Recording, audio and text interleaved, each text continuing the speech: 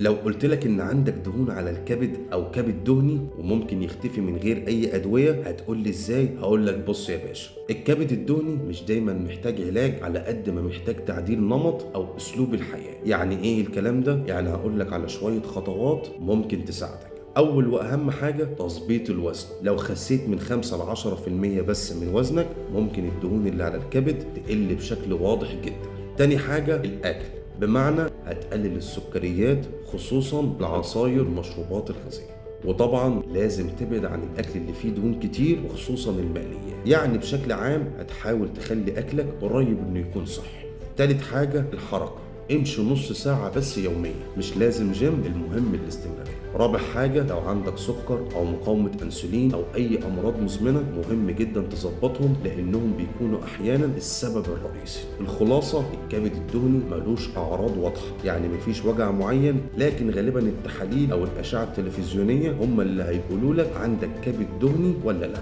فالحل دايما في تظبيط نمط حياتك قبل أي علاج، لأنه بيفرق جدا في التأثير بشكل عام على صحة الكبد. أنا دكتور حسام حسني، وبتمنى لكم دايما الصحة والعافية. تتقوي، dawaj do siebie.